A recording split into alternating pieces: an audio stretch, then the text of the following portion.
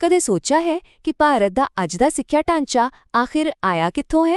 ਦੇਖੋ, ਇਹ ਕੋਈ ਰਾਤੋਂ-ਰਾਤ ਬਣੀ ਚੀਜ਼ ਨਹੀਂ ਹੈ। ਇਹ ਤਾਂ ਇੱਕ ਸੋਚੀ ਸਮਝੀ ਯੋਜਨਾ ਸੀ ਜਿਸ ਨੂੰ ਬ੍ਰਿਟਿਸ਼ਾਂ ਨੇ ਖਾਸ ਤੌਰ ਤੇ ਆਪਣੇ ਫਾਇਦੇ ਲਈ ਤਿਆਰ ਕੀਤਾ ਸੀ। ਚਲੋ ਅੱਜ ਇਸੇ ਕਹਾਣੀ ਦੀਆਂ ਪਰਤਾਂ ਖੋਲ੍ਹਦੇ ਹਾਂ ਅਤੇ ਦੇਖਦੇ ਹਾਂ ਕਿ ਕਿਵੇਂ ਇੱਕ ਸਾਮਰਾਜ ਨੇ ਇੱਕ ਪੂਰੀ ਪੀੜ੍ਹੀ ਦੇ ਭਵਿੱਖ ਨੂੰ ਆਪਣੇ ਹਿਸਾਬ ਨਾਲ ਢਾਲਿਆ। ਅੱਜ ਦੀ ਗੱਲਬਾਤ ਵਿੱਚ ਅਸੀਂ ਸਭ ਤੋਂ ਪਹਿਲਾਂ ਬ੍ਰਿਟਿਸ਼ਾਂ ਦੇ ਸ਼ੁਰੂਆਤੀ ਮਕਸਦਾਂ ਨੂੰ ਸਮਝਾਂਗੇ, ਫਿਰ ਉਸ ਵੱਡੀ ਬਹਿਸ ਤੇ ਨਜ਼ਰ ਮਾਰਾਂਗੇ ਜਿਸ ਨੇ ਸਿੱਖਿਆ ਦੀ ਦਿਸ਼ਾ ਹੀ ਬਦਲ ਦਿੱਤੀ।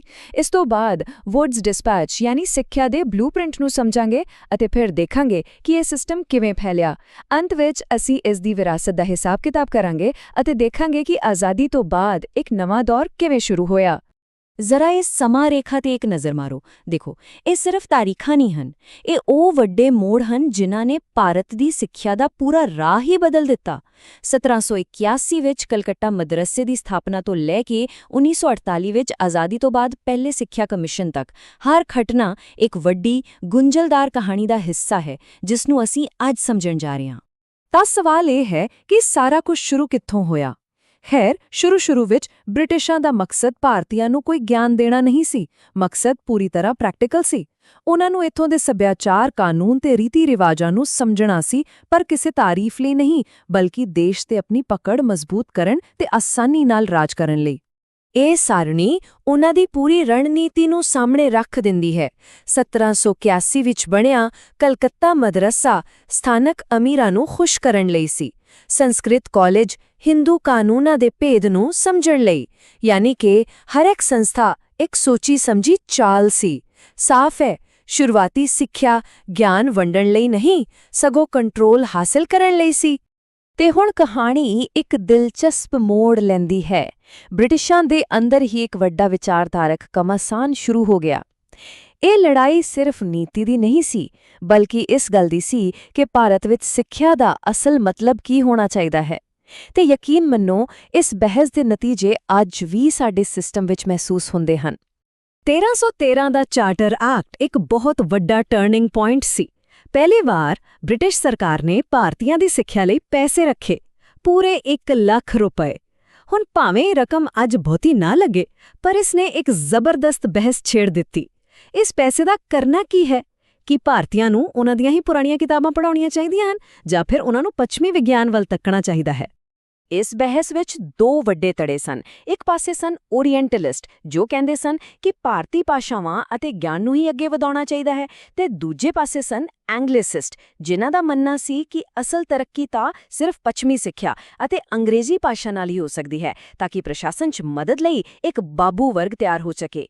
ਅਤੇ ਇਸ ਪੂਰੀ ਬਹਿਸ ਵਿੱਚ ਲਾਰਡ ਮੈਕਾਲੇ ਦੀ ਆਵਾਜ਼ ਸਭ ਤੋਂ ਉੱਚੀ ਅਤੇ ਸਪਸ਼ਟ ਸੀ। ਉਸਦਾ ਇਹ ਮਸ਼ਹੂਰ ਕਥਨ ਉਸਦੇ ਇਰਾਦਿਆਂ ਨੂੰ ਬਿਲਕੁਲ ਸਾਫ਼ ਕਰ ਦਿੰਦਾ ਹੈ। ਉਹ ਇੱਕ ਅਜਿਹਾ ਵਰਗ ਬਣਾਉਣਾ ਚਾਹੁੰਦਾ ਸੀ ਜੋ ਬ੍ਰਿਟਿਸ਼ ਸਾਮਰਾਜ ਅਤੇ ਆਮ ਭਾਰਤੀਆਂ ਵਿਚਕਾਰ ਇੱਕ ਪੁਲ ਦਾ ਕੰਮ ਕਰੇ, ਯਾਨੀ ਸਰੀਰ ਤੋਂ ਭਾਰਤੀ ਪਰ ਦਿਮਾਗ ਤੋਂ ਪੂਰੀ ਤਰ੍ਹਾਂ ਅੰਗਰੇਜ਼। ਮੈਕਾਲੇ ਦੀ ਇਹ ਰਣਨੀਤੀ ਡਾਊਨਵਰਡ ਫਿਲਟਰੇਸ਼ਨ ਥਿਊਰੀ ਤੇ ਟਿਕੀ ਹੋਈ ਸੀ। ਇਸ ਨੂੰ ਇੰਜ ਸਮਝੋ, ਤੁਸੀਂ ਸਭ ਤੋਂ ਉੱਪਰ ਕੁਝ ਚੁਣਵੇਂ ਲੋਕਾਂ ਨੂੰ ਪੜ੍ਹਾ ਦਿਓ ਅਤੇ ਉਮੀਦ ਕਰੋ ਕਿ ਗਿਆਨ, ਜਿਵੇਂ ਕੌਫੀ ਫਿਲਟਰ ਵਿੱਚੋਂ ਪਾਣੀ ਰਿਸਦਾ ਹੈ, ਹੌਲੀ-ਹੌਲੀ ਹੇਠਾਂ ਆਮ ਲੋਕਾਂ ਤੱਕ ਪਹੁੰਚ ਜਾਵੇਗਾ। ਕਾਗਜ਼ਾਂ ਤੇ ਤਾਂ ਇਹ ਵਿਚਾਰ ਬੜਾ ਵਧੀਆ ਲੱਗਦਾ ਸੀ, ਪਰ ਸਵਾਲ ਇਹ ਹੈ ਕਿ ਇਹ ਅਸਲ ਵਿੱਚ ਕੰਮ ਆਇਆ? ਕਈ ਦਹਾਕਿਆਂ ਦੀ ਇਸ ਬਹਿਸ ਤੋਂ ਬਾਅਦ ਆਖਿਰਕਾਰ ਇੱਕ ਅਜਿਹਾ ਪਲ ਆਇਆ ਜਦੋਂ ਭਾਰਤ ਵਿੱਚ ਸਿੱਖਿਆ ਲਈ ਇੱਕ ਪੂਰੀ ਵਿਸਤਾਰਿਤ ਯੋਜਨਾ ਤਿਆਰ ਕੀਤੀ ਗਈ। ਇਸ ਨੂੰ ਅਕਸਰ ਭਾਰਤ ਵਿੱਚ ਅੰਗਰੇਜ਼ੀ ਸਿੱਖਿਆ ਦਾ ਮੈਗਨਾ ਕਾਰਟਾ ਯਾਨੀ ਕਿ ਮਹਾਨ ਚਾਰਟਰ ਵੀ ਕਿਹਾ ਜਾਂਦਾ ਹੈ। ਸਾਲ ਸੀ 1854, ਜਦੋਂ ਸਰ ਚਾਰਲਸ ਵੁੱਡ ਨੇ ਗਵਰਨਰ ਜਨਰਲ ਲਾਰਡ ਡਲਹੌਜ਼ੀ ਨੂੰ ਇੱਕ ਦਸਤਾਵੇਜ਼ ਭੇਜਿਆ ਜਿਸ ਨੇ ਸਭ ਕੁਝ ਬਦਲ ਦਿੱਤਾ। ਇਹ ਸਿਰਫ ਇੱਕ ਚਿੱਠੀ ਨਹੀਂ ਸੀ, ਇਹ ਭਾਰਤ ਦੇ ਪੂਰੇ ਸਿੱਖਿਆ ਸਿਸਟਮ ਲਈ ਇੱਕ ਵਿਸਤ੍ਰਿਤ ਬਲੂਪ੍ਰਿੰਟ ਸੀ, ਜਿਸ ਵਿੱਚ ਪ੍ਰਾਇਮਰੀ ਸਕੂਲ ਤੋਂ ਲੈ ਕੇ ਯੂਨੀਵਰਸਿਟੀਆਂ ਤੱਕ ਹਰ ਚੀਜ਼ ਦਾ ਜ਼ਿਕਰ ਸੀ। ਇਸ ਦੀਆਂ ਸਿਫਾਰਸ਼ਾਂ ਆਪਣੇ ਸਮੇਂ ਤੋਂ ਕਾਫੀ ਅੱਗੇ ਸਨ।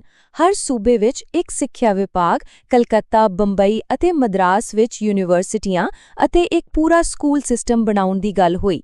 ਹੈਰਾਨੀ ਦੀ ਗੱਲ ਤਾਂ ਇਹ ਸੀ ਕਿ ਇਸ ਵਿੱਚ ਪ੍ਰਾਇਮਰੀ ਪੱਧਰ ਤੇ ਸਥਾਨਿਕ ਭਾਸ਼ਾਵਾਂ ਅਤੇ ਔਰਤਾਂ ਦੀ ਸਿੱਖਿਆ ਨੂੰ ਉਤਸ਼ਾਹਿਤ ਕਰਨ ਦੀ ਵੀ ਗੱਲ ਕੀਤੀ ਗਈ। ਖੈਰ, ਘੱਟੋ-ਘੱਟ ਕਾਗਜ਼ਾਂ ਤੇ ਤਾਂ ਇਹੀ ਲਿਖਿਆ ਸੀ। ਅਤੇ ਇਸ ਦਾ ਅਸਰ ਬਹੁਤ ਤੇਜ਼ੀ ਨਾਲ ਦਿਖਿਆ।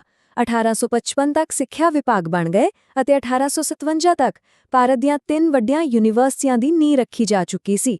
ਇਸ ਬਲੂਪ੍ਰਿੰਟ ਨੇ ਇੱਕ ਅਜਿਹੇ ਢਾਂਚੇ ਦੀ ਨੀਂਹ ਰੱਖੀ ਜਿਸ ਦੇ ਕੁਝ ਹਿੱਸੇ ਅੱਜ ਵੀ ਸਾਡੇ ਸਿਸਟਮ ਵਿੱਚ ਮੌਜੂਦ ਹਨ। ਇੱਕ ਵਾਰ ਜਦੋਂ ਨੀਂਹ ਰੱਖੀ ਗਈ ਤਾਂ ਅਗਲੇ ਕੁਝ ਦਹਾਕੇ ਇਸ ਸਿਸਟਮ ਵਿੱਚ ਸੁਧਾਰ ਕਰਨ ਅਤੇ ਇਸ ਨੂੰ ਆਪਣੀਆਂ ਬਦਲਦੀਆਂ ਲੋੜਾਂ ਮੁਤਾਬਕ ਢਾਲਣ ਵਿੱਚ ਲੰਘ ਗਏ। ਇਸ ਦੌਰਾਨ ਕਈ ਕਮਿਸ਼ਨ ਅਤੇ ਕਮੇਟੀਆਂ ਬਣਾਈਆਂ ਗਈਆਂ ਤੇ ਹਰ ਇੱਕ ਨੇ ਸਿਸਟਮ ਤੇ ਆਪਣੀ ਛਾਪ ਛੱਡੀ। ਇਹ ਸਾਰਣੀ ਇੱਕ ਤੇਜ਼ ਝਲਕ ਦਿੰਦੀ ਹੈ। ਹੰਟਰ ਕਮਿਸ਼ਨ ਨੇ ਪ੍ਰਾਇਮਰੀ ਸਿੱਖਿਆ ਤੇ ਧਿਆਨ ਕੇਂਦਰਿਤ ਕੀਤਾ, ਜਦਕਿ 1904 ਦੇ ਐਕਟ ਨੇ ਯੂਨੀਵਰਸਿਟੀਆਂ ਤੇ ਸਰਕਾਰੀ ਸ਼ਿਕੰਜਾ ਹੋਰ ਕੱਸ ਦਿੱਤਾ। ਫਿਰ ਹਾਰਟੋਕ ਕਮੇਟੀ ਨੇ ਕਿਹਾ ਕਿ ਗਿਣਤੀ ਨਹੀਂ, ਗੁਣਵੱਤਾ ਵਧਾਓ। ਹਰ ਕਦਮ ਸਿਸਟਮ ਨੂੰ ਹੌਲੀ-ਹੌਲੀ ਬਦਲ ਰਿਹਾ ਸੀ। ਪਰ ਜਦੋਂ ਬ੍ਰਿਟਿਸ਼ ਆਪਣੇ ਸਿਸਟਮ ਨੂੰ ਠੀਕ-ਠਾਕ ਕਰ ਰਹੇ ਸਨ, ਉਦੋਂ ਇੱਕ ਸ਼ਕਤੀਸ਼ਾਲੀ ਭਾਰਤੀ ਆਵਾਜ਼ ਨੇ ਇੱਕ ਬਿਲਕੁਲ ਵੱਖਰਾ ਵਿਚਾਰ ਪੇਸ਼ ਕੀਤਾ। 1937 ਵਿੱਚ ਮਹਾਤਮਾ ਗਾਂਧੀ ਨੇ ਨਈ ਤਾਲੀਮ ਦੀ ਗੱਲ ਕੀਤੀ। ਇਹ ਬ੍ਰਿਟਿਸ਼ ਮਾਡਲ ਨੂੰ ਇੱਕ ਸਿੱਧੀ ਚੁਣੌਤੀ ਸੀ। ਇਹ ਕਿਤਾਬੀ ਗਿਆਨ ਦੀ ਥਾਂ ਤੇ ਹੱਥੀਂ ਕੰਮ, ਸ਼ਿਲਪਕਾਰੀ ਅਤੇ ਅਸਲ ਹੁਨਰਾਂ ਰਾਹੀਂ ਸਿੱਖਣ ਤੇ ਜ਼ੋਰ ਦਿੰਦੀ ਸੀ। ਤਾਂ ਫਿਰ ਇਸ ਸਭ ਦਾ ਅੰਤ ਵਿੱਚ ਨਤੀਜਾ ਕੀ ਨਿਕਲਿਆ? ਬ੍ਰਿਟਿਸ਼ ਸਿੱਖਿਆ ਪ੍ਰਣਾਲੀ ਨੇ ਪਿੱਛੇ ਇੱਕ ਬਹੁਤ ਹੀ ਗੁੰਝਲਦਾਰ ਵਿਰਾਸਤ ਛੱਡੀ ਹੈ, ਜਿਸ ਵਿੱਚ ਕੁਝ ਚੰਗੀਆਂ ਗੱਲਾਂ ਵੀ ਹਨ ਤੇ ਬਹੁਤ ਸਾਰੀਆਂ ਮਾੜੀਆਂ ਵੀ। ਚਲੋ ਇਸ ਦਾ ਥੋੜਾ ਲੇਖਾ-ਜੋਖਾ ਕਰਦੇ ਹਾਂ। ਦੇਖੋ, ਇੱਕ ਪਾਸੇ ਅੰਗਰੇਜ਼ੀ ਨੇ ਪੂਰੇ ਦੇਸ਼ ਨੂੰ ਜੋੜਨ ਵਾਲੀ ਭਾਸ਼ਾ ਦਾ ਕੰਮ ਕੀਤਾ ਅਤੇ ਲੋਕਤੰਤਰ ਤੇ ਆਜ਼ਾਦੀ ਦੇ ਪੱਛਮੀ ਵਿਚਾਰਾਂ ਨੇ ਆਜ਼ਾਦੀ ਦੀ ਲੜਾਈ ਨੂੰ ਹੋਰ ਮਜ਼ਬੂਤ ਕੀਤਾ। ਪਰ ਦੂਜਾ ਪਾਸਾ ਕਾਫੀ ਹਨੇਰਾ ਸੀ। ਆਮ ਲੋਕਾਂ ਦੀ ਸਿੱਖਿਆ, ਖਾਸ ਕਰਕੇ ਔਰਤਾਂ ਦੀ, ਨੂੰ ਬੁਰੀ ਤਰ੍ਹਾਂ ਨਜ਼ਰਅੰਦਾਜ਼ ਕੀਤਾ ਗਿਆ ਤੇ ਤਕਨੀਕੀ ਅਤੇ ਵਿਗਿਆਨਿਕ ਸਿੱਖਿਆ ਨੂੰ ਤਾਂ ਜਾਣ-ਬੁੱਝ ਕੇ ਪਿੱਛੇ ਰੱਖਿਆ ਗਿਆ, ਕਿਉਂਕਿ ਸਾਮਰਾਜ ਨੂੰ ਕਲਰਕ ਚਾਹੀਦੇ ਸਨ, ਆਪਣੇ ਮੁਕਾਬਲੇਬਾਜ਼ ਨਹੀਂ। ਇਹ ਅੰਕੜੇ ਸੱਚੀ ਹੈਰਾਨ ਕਰਨ ਵਾਲੇ ਹਨ।